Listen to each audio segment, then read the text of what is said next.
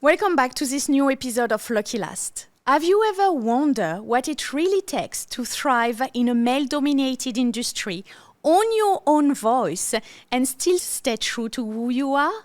By the end of this episode, you will discover how to overcome self-doubt and imposter syndrome, the mindset shift that separates go-getters from the rest, and how to build a business or career you're genuinely excited to wake up for every morning. And joining me today is someone who captures all of that. Let me introduce you to Dylan Lewis, one of Sydney's most renowned real estate agents. She's built an incredible career, stood out in a highly competitive industry, and proven what's possible when combine ambition, grit, and confidence. Dylan, welcome to Lucky Last. Thank you, Marie. Thank you for having me. Thank you so much for joining me. I'm very happy and excited to have you here. I follow your journey for a little while on social media, so I'm glad to have you here. Let's start at the beginning. You arrived in Australia when you were 10 with your family, and you started real estate quite early, but was it the plan initially? How did you come to that?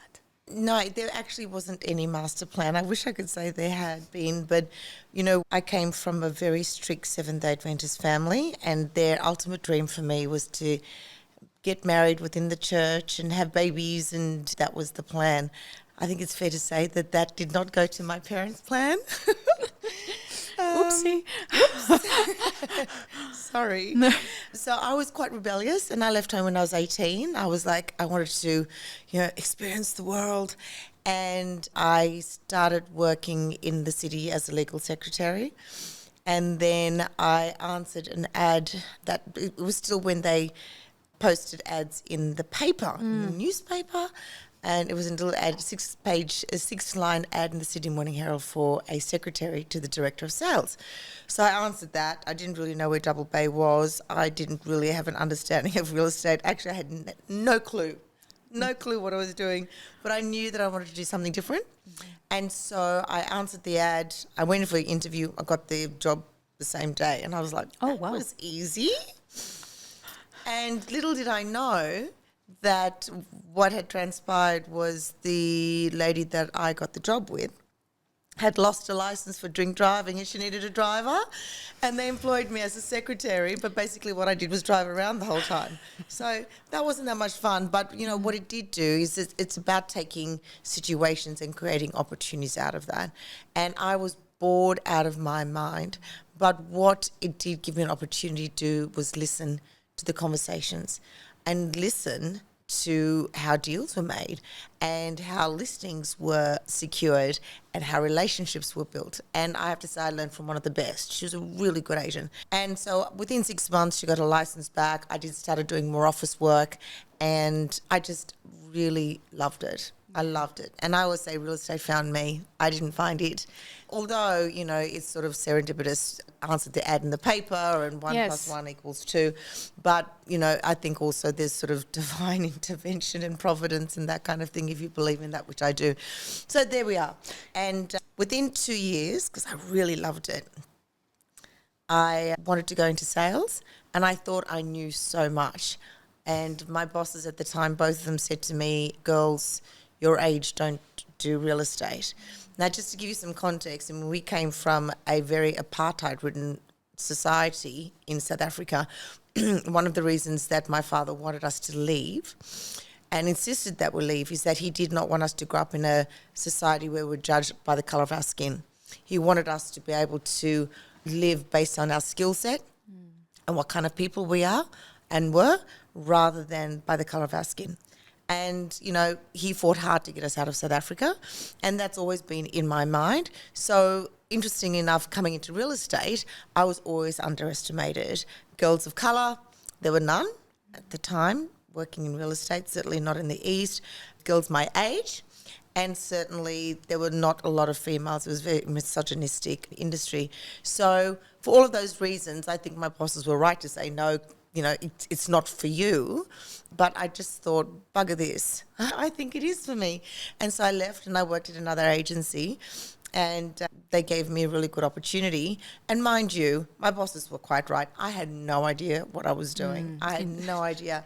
And I basically got a desk and a phone, and I said to my boss, what do I do? And he said, love, you work your ass off.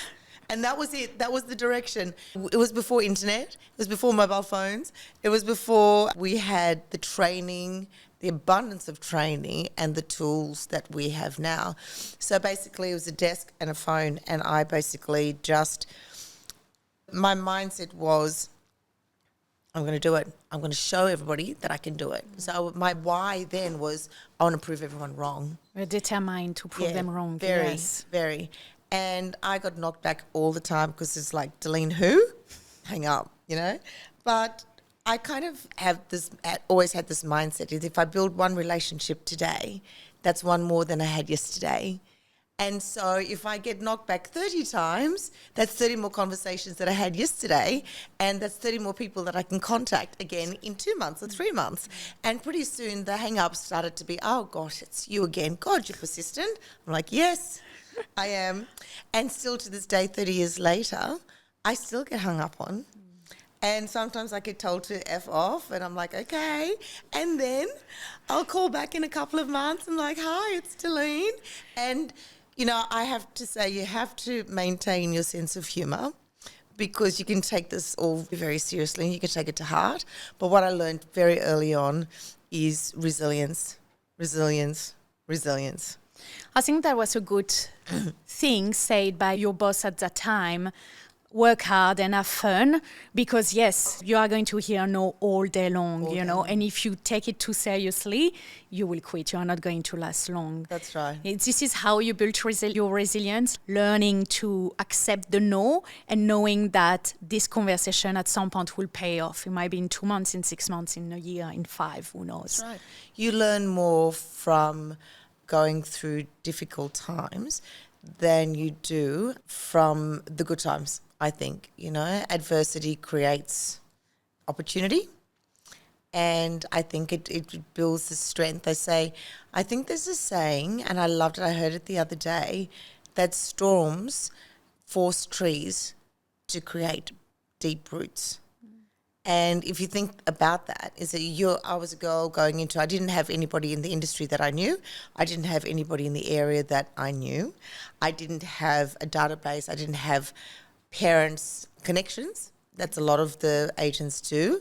You know, that conversation about, oh, you got to give my son a go, that kind of thing. I never had that fortune. I didn't have ties to community because I didn't grow up here. And so I literally was starting from below zero, and the only way up, there was only one way, which is up. I couldn't get any worse. So I had nothing to lose. And every opportunity was just golden to me. And I think that's helped me create an authentic and very real database and relationships with people that I valued over 30 years. They're still with me. So you said it, you felt underestimated many times and faced resistance. Did you have to make sacrifice or hard choice to make it? Yes. Yeah, I'm still sacrificing to this day. There's no aha moment. There's no aha, I've made it and I don't have to work as hard.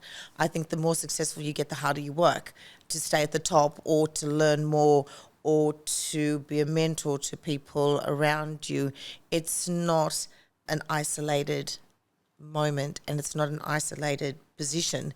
So the more you get, the more you want, the more you work. You know, you can be like a little mouse on a treadmill as well. So I guess to answer your question, initially there was an enormous amount of sacrifices. I was a 20-year-old girl, 21 when I went into sales, and all my friends were out partying. You know, I was working on Saturdays. I couldn't go out on Friday nights.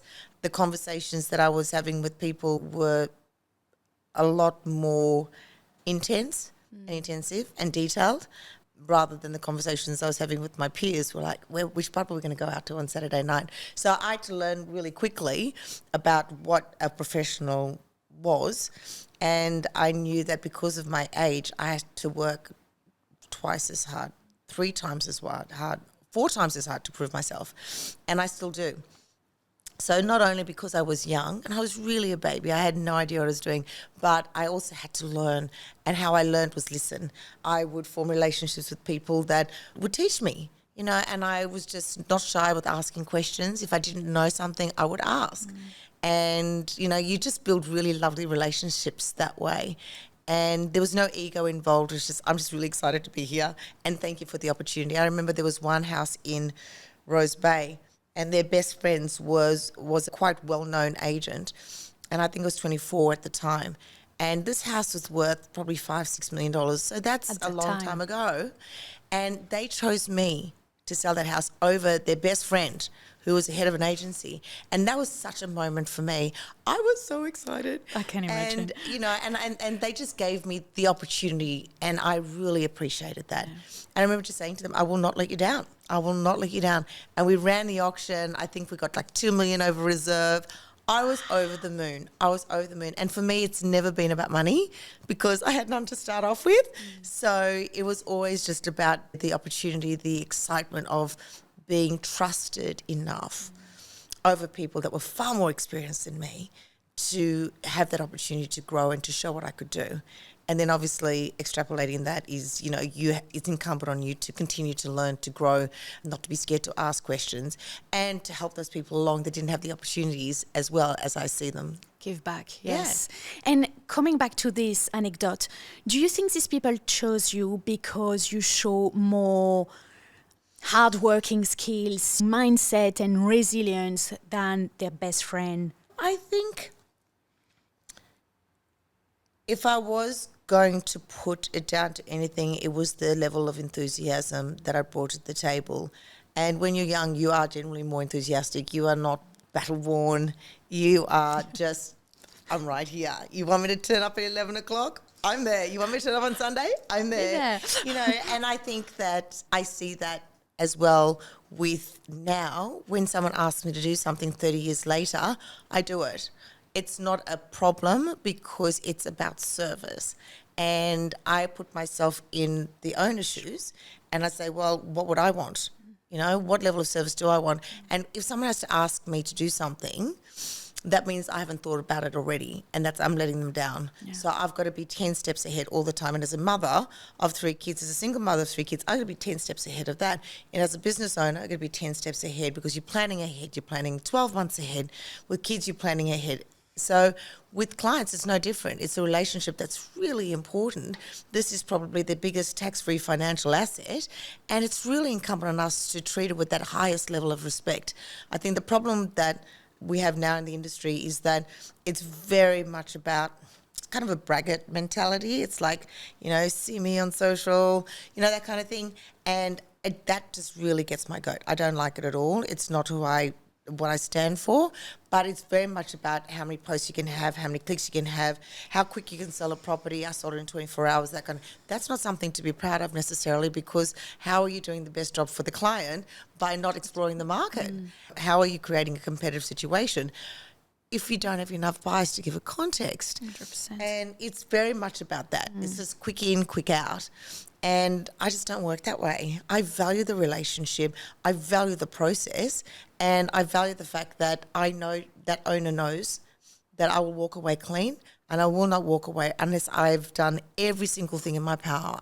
And, the way that I work is not for everyone, and that's okay too, but it's for me. Yes. And I've gone from wanting to prove myself to everyone to say, well, I can prove you wrong.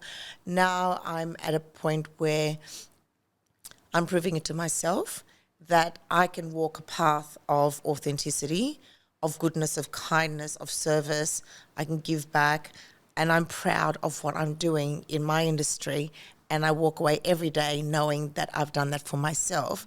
And the money follows, but the service is there. And it sounds very woohoo, but it actually is. It's the truth. And it is. And I started meditating probably 5-6 years ago. It really changed the way I see the world, see my role in it. Being a mother also, it changes the way that you want the world to be for your children. And I realise the kids in the car, they listen to me, how I talk. They understand how I am with people.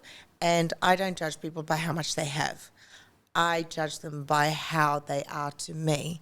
And I'm judged by how I am to them, not how much money I have. And that's really, in terms of sacrifice and all of that, that has been an area of sacrifice for me, because every day you've got to wake up and you say, why am I doing this? What is my why? What sacrifices am I prepared to make to be a better person, to be a better agent, to be a mother, a better human? It's all encompassing. You can't leave Agent Delene at the door and be Mum Delene at the house. Like, you are that person. And so if you're going to be a shyster at work, who are you going to be at home? I was going to ask you, how do you manage everything? Because you are very busy, very successful as well. So there is a lot of demands coming to you. You have 3 young girls. How do you manage it all? I wake up early. And I think this is the thing, is that I always need more hours in the day. We all do. But I'm really ferocious about my time management, because I have to be. And I wake up at 5:30 every day. I do half an hour of meditation, and then I'm up getting the kids ready to go to school. And then it's a full day of work. I plan my days in advance, my weeks in advance. When it comes to the kids, I've got a schedule for them. So that's what I do. Yes. In terms of my work, I have a schedule for my work as well. And I really value the hours that I have to work. And I have a lot of mums that work for me, and they are equally as ferocious with their time. You won't see a lot of the females walking down the street, talking to each other, giving each other high fives, like, just sold this property. We don't do that. We're in there doing the work because we have to, because we've got limited time. Yes. And that's just how we roll. And I like that. Yeah. We're not high fives. Hey. So what have you learned about setting boundaries and protecting your energy that you can share with us? Setting boundaries, I think, in terms of protecting my energy, I think my therapist said to me the other day, I'm an over-functioning person. And because I like being busy, I love being busy. I like being on the phones. I like doing my job. I hate doing paperwork. I absolutely loathe it. But I will do that at nighttime. Once the kids go to sleep, I will do my paperwork for a couple of hours every night, get it done, and so I can start the day clean. So I have my processes and discipline, and I know during each day, if I'm sitting on my computer writing reports, I'm not being active in terms of, or proactive in terms of, my business and growing my business. And how you grow your business is you're on the phone building relationships, fostering relationships. And I can't stress this enough, is that is where you are the best, in front of people. So I need to do whatever I need to do around that to make sure that I'm in front of people, on the phone with people, every minute of every single day that I can have. Thank you for this. You were one of the 3 real estate agents in a TV show called Dukes Listing a few years ago. It was a big hit in Australia and in the US, I believe, as well. What being in the spotlight taught you? Did it bring you more pressure, or did you bring you more business or boss? It brought me more notoriety, just because I wasn't known in terms of, outside real estate before. I originally didn't want to do it. I did not want to do it. I think anyone that knows me knows that I'm kind of not for TV. And that was my biggest fear with the show. When they first approached me, I just said, I'm not a TV person. I'll speak my mind. I don't need to be. And that's not necessarily a good thing, right? And I guess it's good if they want to make you into a villain. And I'd spent so many years building up my profile that I respected. I did not want to be gossip fodder. I didn't want to be clickbait. I didn't want to be a storyline. And they did pursue me because they wanted someone, I guess, like me to kind of even up all the other fancy stuff. And so, I can give you a little story if you want, if you've got time. We don't have much time, but if you get 5, okay. Okay, I'll give you a little story. So we were doing the pilot, and there's one of the producers actually said to me, I could hear him over the headset, and we were talking, and he said, she's a bit blah. She's a bit blah. And she doesn't really pop. And I was like, okay, I'll just keep on going. And then afterwards, they said, you were so amazing. And I was like, I could hear you. And you said I was blind. I don't think I'm blind. I think I'm pretty good. But, it's at that moment when I realised that that's not who I need to be.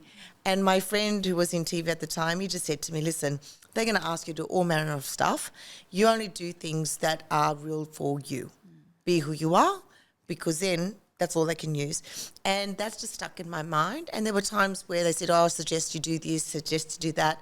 And I would just say no, because that didn't ring true for me. I had a responsibility not only to my brand and my reputation, also to my children. 100%. Yeah, I've got 3 little kids.